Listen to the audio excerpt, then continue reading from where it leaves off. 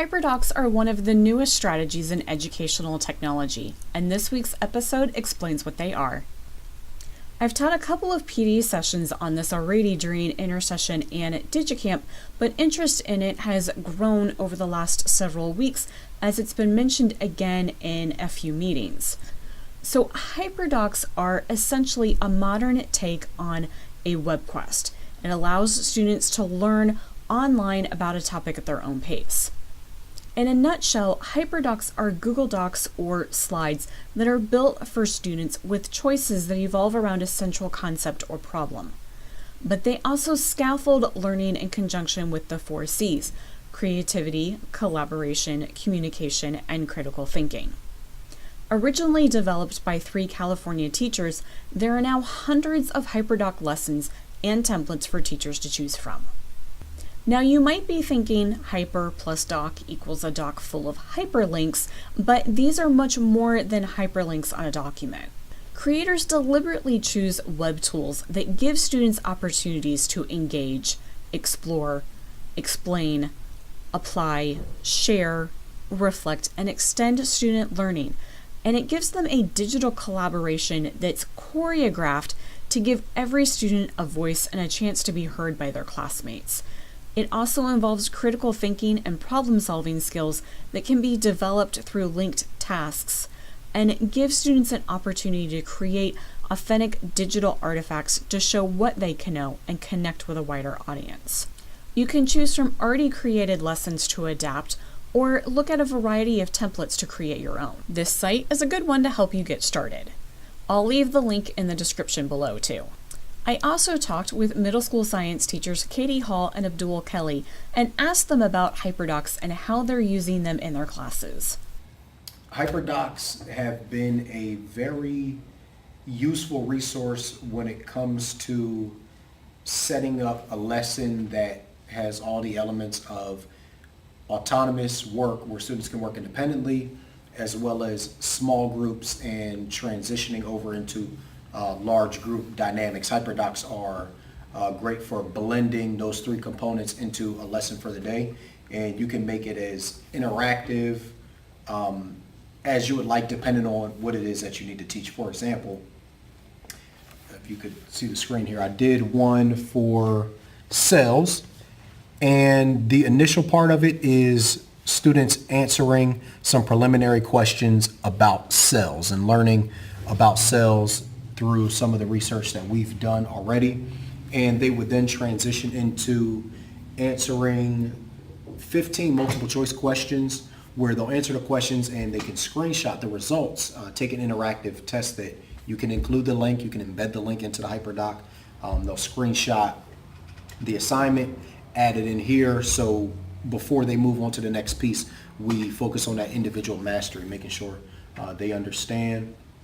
The next part, there's a Padlet that we included, and Padlet is a resource that you can use to have a collaborative group share type of assignment where everybody's sharing out and they can see each other's posts. They can post pictures, post videos, so you can embed that as well as other assignments like making brain pop mind maps and brain pop videos, all within a Hyperdoc. And you can embed videos, you can embed pictures, you can add in different multimedia like the interactive questions, brain pop, Padlet, Quizlet, whatever you prefer. You can add it in here, and it makes it very interactive, and it's a good lesson for the students. If you have your 90-minute block and you do a Hyperdoc for the entire block, it would allow them to have a little piece of everything within one entire lesson, where it doesn't give you the feel of it's stagnant and you're just focusing on one thing. You can give them a small dose of things that you've been working on, and I like how flexible it is as well. Students are very receptive to it. It's not one of those lessons that you get out and students treat it like monotonous work. They're actually engaged by it, and it's interactive, so that helps. And students have been very receptive to all of the Hyperdocs that I've tried so far. try the Hyperdocs. Use it. It's a good resource to use and to try, and you can cater it to whatever works in your classroom, whatever subject, whatever content area. You can use it and make it work for you. Hyperdocs too don't necessarily have to be a literal document, and I think I got kind of stuck on that at first. Okay. But like for me, I would say the measurement one that I did for Google Slides may be honestly the most successful. It kind of forces kids to. Whereas even in a Hyperdoc where they're choosing things or choosing the order, they still see the entire thing, and some students do get very overwhelmed with that. Whereas when it's in this slide, they literally are only seeing one thing at a time. You can put stop signs. Okay, stop here, answer this, and it's the only thing they're seeing. So I think things like that really do benefit like our SPED ESOL population. Also, too, you can put links, videos directly in the Hyperdoc. Yes. They don't need to go anywhere else. Right. It's all right there. Right, and you can literally take the entire Hyperdoc and put it in Canvas. Oh, absolutely. They don't even need to leave Canvas. They can pull Right. up their entire Hyperdoc. Especially if it's on Google, they can put it right there on their Canvas. They don't need to leave. Right. I mean, when you have kids tell you, like, I really like this, like, I really learned something from it, that kind of really makes you want to use it. Definitely brings it to the next level.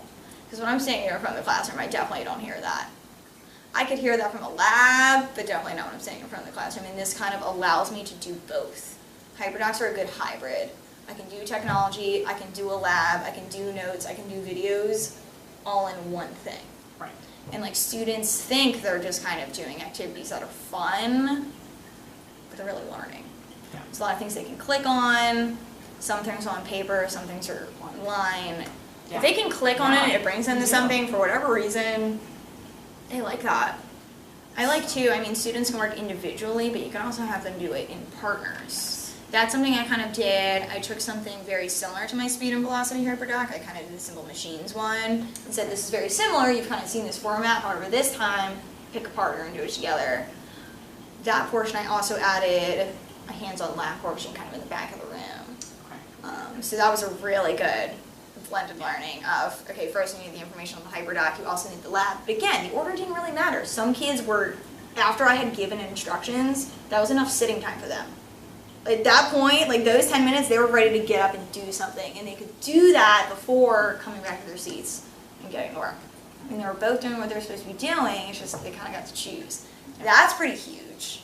That I definitely saw was interesting, especially when I did it in that format. Like if some of you feel like you can't listen to me anymore as it is, if you need to do that first, and some kids took me up on that. You know, it's, students really like it. I get a lot of good student feedback. I mean, you're never going to get 100%, but I've gotten pretty darn close. And kind of looking out and seeing everybody working, that's a reward in and of itself. And the fact that it's in their Google Drive, that's good too. I mean, students have this whole folder full of, for me, physical science or life science stuff that they've completed. And I think that that's been really good for study aids.